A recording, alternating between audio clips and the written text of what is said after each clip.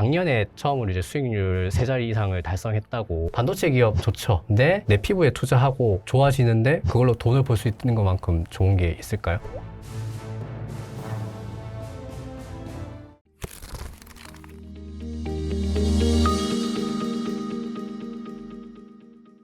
그리고 아까 그 고정거래 가격, 계약 가격, 예. 요것도 이제 그 스팟 가격 따라갈 수밖에 없다라는 말씀을 해주셨습니다만 예. 요즘에 이제 시장에서 기대하는 게 그거더라고요. 장기 계약. 장기 계약, 예. 아예 이거를 이제 네. 주문 생산처럼 네. 장기 계약으로 네. 그게 과연 가능할 것인가? 아, 예. 마치 조선, 배처럼. 네. 근데 보니까 아주 예전에도 장기 계약에 대한 기대감이 있었더라고요. 근데 네. 그때마다 안 됐었고 네. 지금은 과연 장기 아. 계약이 몇 네. 년간 어떻게 또 가능한 구조일까요? 앞에서 말씀드렸지만 이 컨트랙 프라이스, 즉 고정 가격 같은 경우에는 반도체 기업들이 직접 대규모 고객한테 팔면서 계약서상에 명시하는 금액이라고 말씀을 드렸지 않습니까? 분기 단위? 근데 고정 계약은 보통 분기 단위인 경우도 있지만 예. 한 반기, 길어야 1년 정도인 경우가 가장 많습니다. 6개월, 길어야 1년. 맞습니다. 네. 한 6개월 내외 정도라고 보시면 되겠습니다. 그런데 최근 장기 계약은 1년에서 2년까지 확정적으로 공급해달라라는 계약이 나오고 있는 건데요. 2년치 물량과 가격. 맞습니다. 그런데 중요한 점은 여기서 2년이라는 수치가 아닙니다. 더 중요한 점은 이 장기 공급 계약을 체결할 때 단순히 공급 확정만 받는 것이 아니라 우리가 이만큼의 물량을 확정적으로 살 테니까 니네 공장 확실하게 추가적으로 지어 증설에 대한 이야기, 추가적으로 그 증설에 필요한 자금을 우리가 일부 대줄게, 선급금에 대한 이야기까지 모두 다 녹아 들어가 있다는 것이죠. 그 뭐 배추밭 입도 선매 하듯이 맞습니다. 그 그래서- 생산 라인 저거는 우리 것만 이런 식으로 찜 찍는다는 거죠. 맞습니다. 실제로 과거에도 TSMC는 항상 이러한 장기 공급 계약이 체결이 되어 왔었고 그렇죠. 엔비디아가 뭐 10조 원씩, 애플 같은 기업들도 막 조 단위로 선급금을 지급하면서 우리 특화 공장 지어줘 이런 얘기를 했었던 거죠. 그런데 이제 이번 우리나라 HBM도 2023년부터 하이닉스가 엔비디아로부터 선급금을 받거나 이러한 이슈가 등장하면서 장기 공급 계약이 이야기가 된 건데요. 장기 공급 계약이 이루어진다고 해서 사실 무조건 100% 확정적으로 공급 물량 이만큼을 이 가격에 공급하겠다까지는 아니긴 합니다. 왜 그런가 하면 앞에서도 말씀드렸지만 스팟 프라이스가 계속해서 오르면 이 컨트랙 프라이스도 따라서 수정해서 올린다. 예. 우리 계약 범위를 벗어났어. 따라 올린다라고 말씀을 드렸지 않습니까? 예. 반대로 가격이 꺾일 때에도 계약 범위를 벗어났으니까 가격을 이제는 낮춰서 공급해. 당연히 예외 조항이 들어간다라는 겁니다. 그런데 정말 중요한 점은 그러한 부분보다도 아무래도 이러한 장기 공급 계약을 통해서 중요한 점이 무엇인가? 첫 번째는 지금 일단 전방 수요가 어느 정도 확정적으로 갖춰져 있다. 과거에는 메모리 반도체 기업들이 유달리 낮은 밸류를 받아왔던 이유가 수요에 대한 불확실성이었습니다. 삼성전자랑 하이닉스가요, 기본적으로 미래를 대략 한 9개월에서 11개월 정도 선반영하면서 움직여요. 네네. 그 이유가 무엇인가 하면 그 이상을 내다보기에는 불확실한 것이죠. 그렇죠. 사실 이는 반도체 기업들뿐만이 아닙니다. 모든 사이클 기업들은 대체로 주가가 1년 조금 안 되는 시기를 선반영해서 움직이는데 그 이유가 무엇인가 하면 2년, 3년까지 내다보기는 다소 어렵기 때문입니다. 그런데 지금 장기 공급 계약 같은 경우는 비교적 2년 뒤까지 보여준다라는 수요가 비교적 확정적일 것이라는 그러한 측면에서 좀 중요한 이슈가 될 것이고요. 또 한 가지는 방금 앞에서도 대표님께서 좋은 질문을 해주셨죠. 증설에 대한 이야기를 말씀 주셨는데요. 이 장기 공급 계약 덕분에 반도체 기업들이 다시 마음을 놓고 마음 편하게 증설에 들어갈 수 있습니다. 갑자기 또 AI 뭔가 안 좋은 이슈가 등장해서 우리 증설 다 미뤄야 되면 어떻게 이러한 불안감을 해소시켜주는 요인이라는 거죠.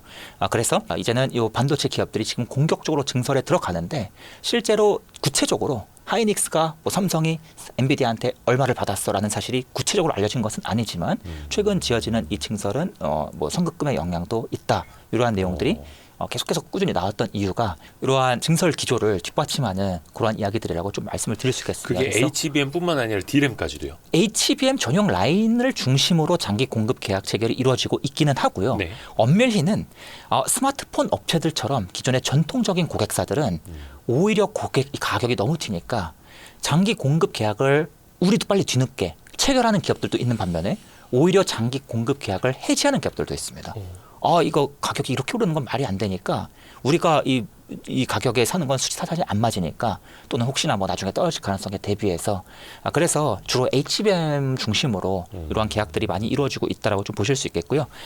그래서 개인적으로 하고 싶은 말씀은 이 장기 공급 계약이 체결되면 우리나라 기업들, 즉 메모리 기업들의 밸류가 전반적으로 업되는 효과를 분명히 줄 것입니다.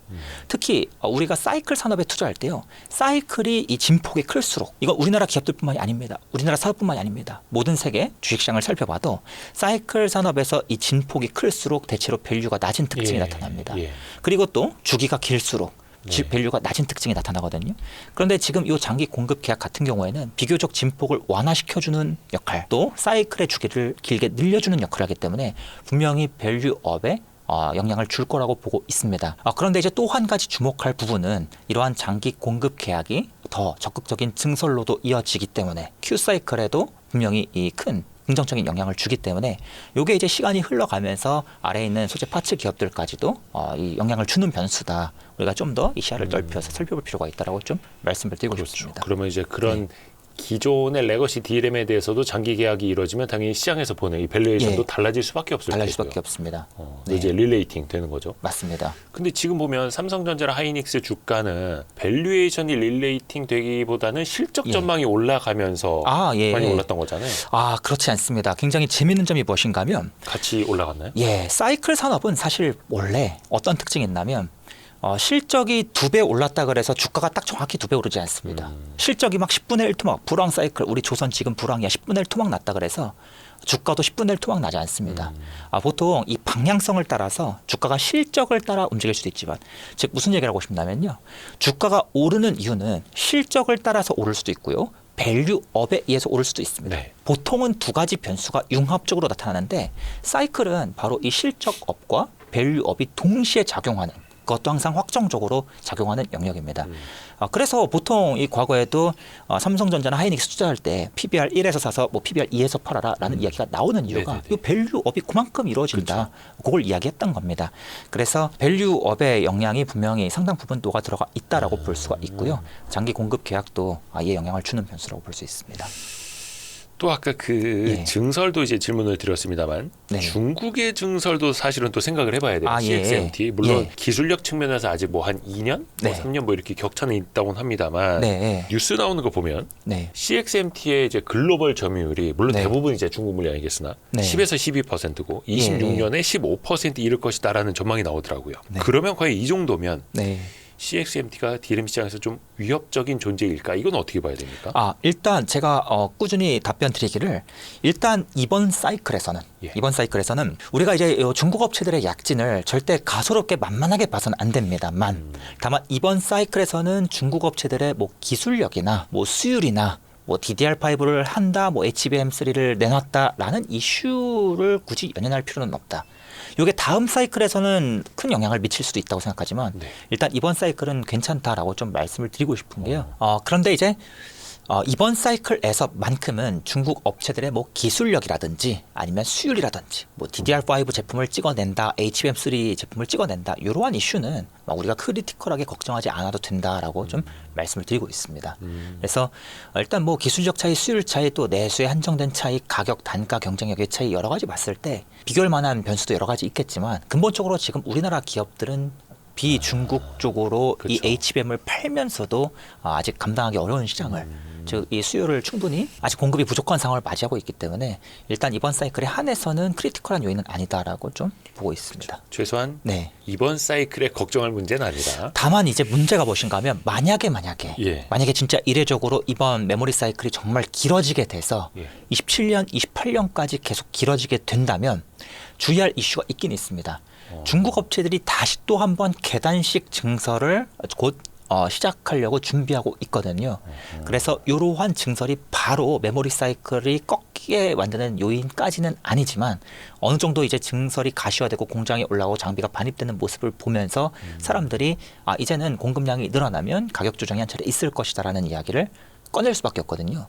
그때는 좀 우리가 주가에 부정적인 영향을 받을 수 있다고 미리 생각해둘 필요는 있겠지만 모르겠습니다. 그렇게까지 메모리 사이클이 길어지면 그때 가서 생각할 문제라고 보고 있습니다. 이게 왜냐하면 이제 중국 기업이 아직까지는 저기 뒤에 있으니까 신경 쓸 필요가 없다라고 볼 수 있겠으나 네. 또 사실 이제 공부하시는 분들 입장에서는 네. 다음번 사이클도 네. 다다음번 사이클도 물론 예. 모든 인간은 언젠가는 죽는다라는 케인즈의 말도 있습니다만 지금 그러면 D램은 몇 년 격차? 왜냐하면 또 그 화웨이 같은 경우에는 그 어센드 시리즈에 탑재하는 거 있지 않습니까? 네.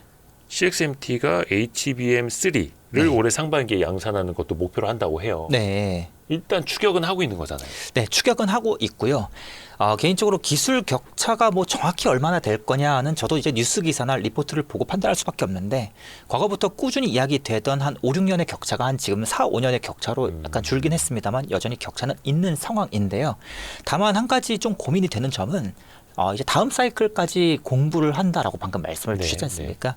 다음 사이클에서 어떤 영향을 미칠지 지금은 알 수는 없습니다만 변수도 많으니까. 맞습니다. 그때 가서 또 뭔가 새로운 메모리 반도체가 새로운 수요를 이끌 수도 있는 것이고 저희가 뭐 알 수는 없겠습니다만 지금 요 HBM이라는 영역에 국한해서 볼 때 다음 사이클로 점점 갈수록 단순히 뭐 엔비디아의 GPU만 중요한 칩이 아니라 ASIC 반도체 종류도 크게 늘어나고 HBM 시장도 굉장히 세분화되고 다변화될 겁니다. 그때 분명히 중국 업체들이 먹을 수 있는 파이가 지금보다는 늘어날 거라고 보고 있기 때문에 그때 가서는 조금 그때 좀 주의 관점으로 업데이트를 해야 된다라고 말씀을 드렸던 것이고요. 네.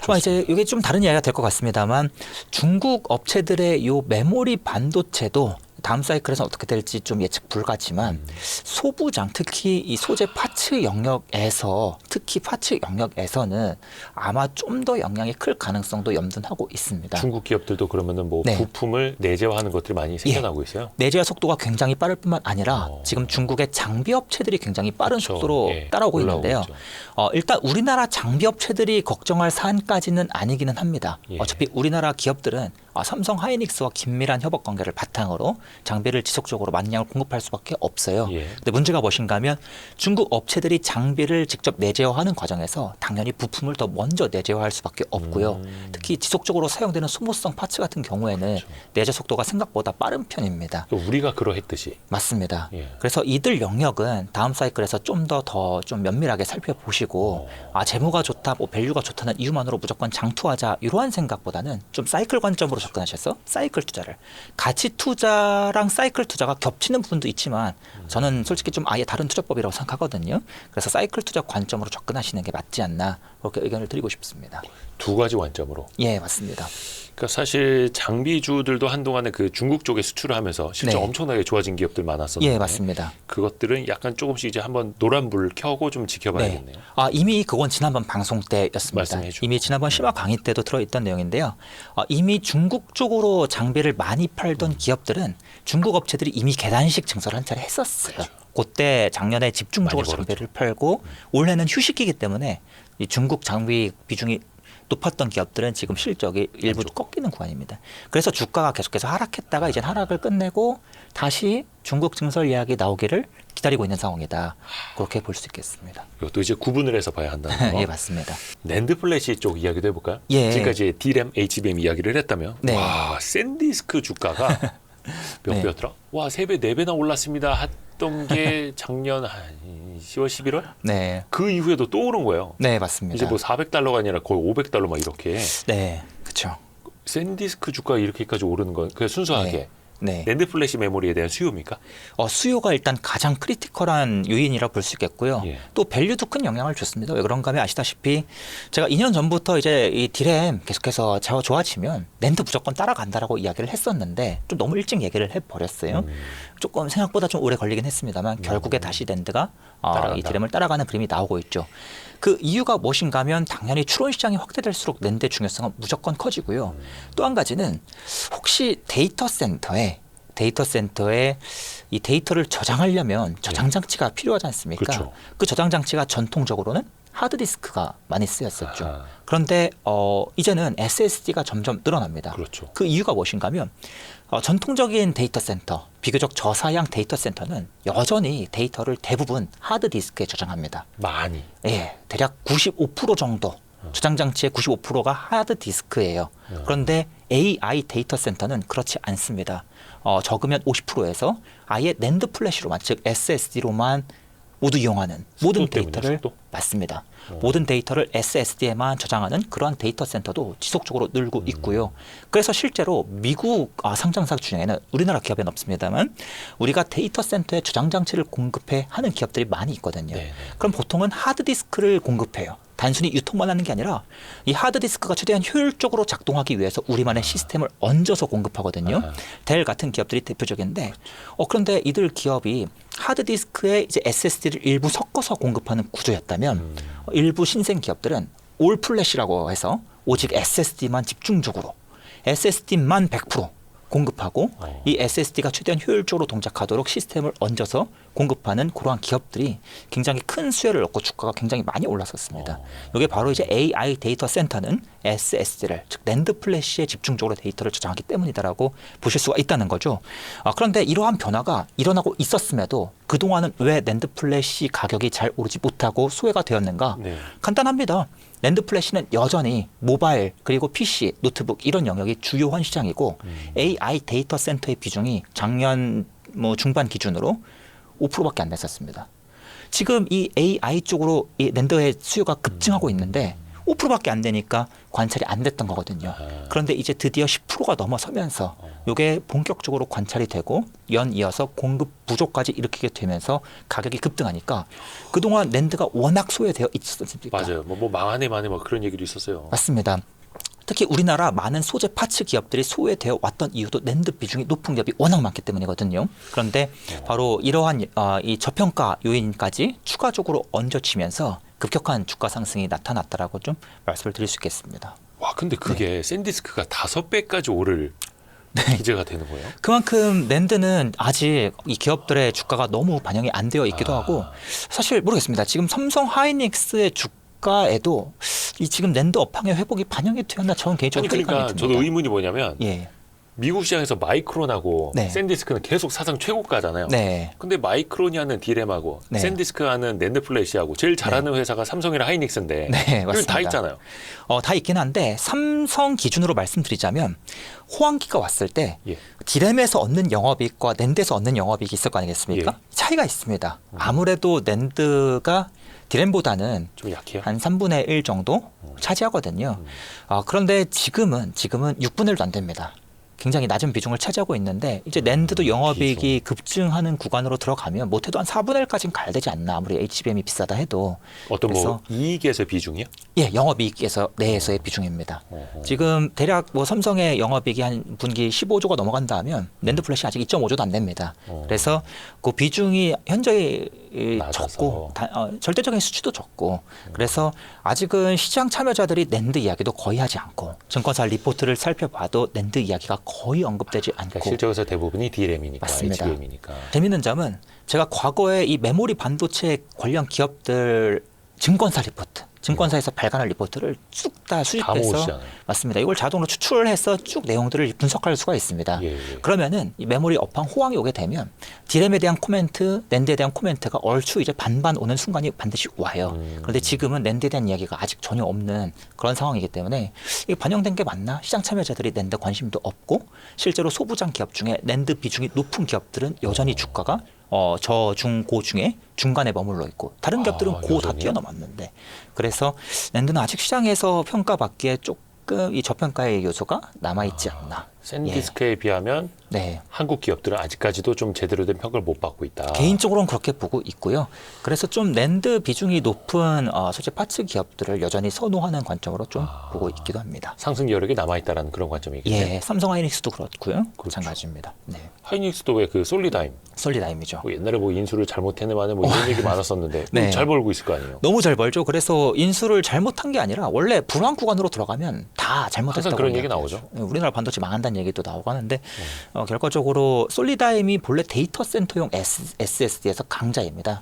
낸드 플래시 칩의 작동 방식도 다르고 제조 공법도 달라요. 특히 이 솔리다임이 이 고성능 또 안정성이 높은 SSD에서 강점을 가지고 있기 때문에 계속해서 이 이야기가 반영이 되면서 주가의 촉매가 되고 있는 것 같습니다. 이거는 AI 데이터 센터가 많아지면 많아질수록 당연히 SSD한 수요는 높을 수밖에 없고 예. 이거는 왜 PC도 하드디스크 쓰다 SSD 써보신 분들은 네. 속도 차이 체감하실 거 아니에요. 맞습니다. 근데 AI 데이터 그 빨리빨리 불러야 되는 거를 예. 하드디스크로 한다는 건 말이 안 되죠. 조금 더 구체적으로 말씀을 드리자면 학습과 다르게 추론은 시험 문제를 푸는 과정이거든요.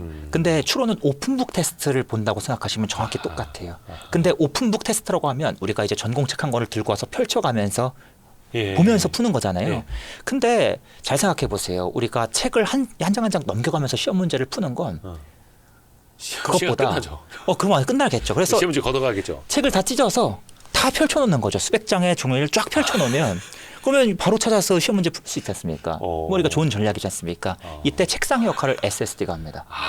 과거에는 이 역할을 하드디스크가 했는데 전통 데이터 센터는 지금도 하드디스크가 하고 있습니다만 이제는 속도가 느려서 따라올 수가 없습니다. 책 하나하나 이렇게 펼치는 게 아니라 맞습니다. 다 펴놓고 예, 다 찢어서 펴놓는 겁니다. 그 차이구나. 그 역할을 전부 다 SSD가 수행하기 때문에 AI 데이터 센터는 올 플래시 데이터 센터 굉장히 많이 보이는 겁니다.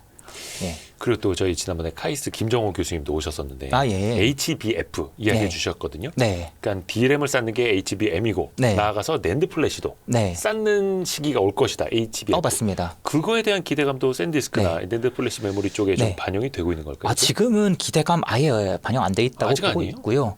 모르겠습니다. 조금 돼 있을 수도 있겠지만 지금은 솔직히 낸드 이야기도 잘 안 나오는 판에 HBF 이야기까지 나오면서 주가를 이거는 이제 끌어올리는 삼성 건 하이닉스 기준으로. 예, 삼성 하이닉스뿐만 아니라 샌디스크도 마찬가지고요. 지금은 순수히 낸드 가격의 급등, 공급 부족이 디램에서 낸드까지 똑같이 이어질 거라는 그 기대감. 그리고 그동안 워낙 저평가를 받았던 요인들. 요 세 가지만 해도 지금 주가 설명을 다 하기는 좀 어렵기 때문에. 그래요? 예. 오히려 HBF는 지금 이번 사이클에서 큰 수혜를 받을 수 있을지는 다소 불확실하고요.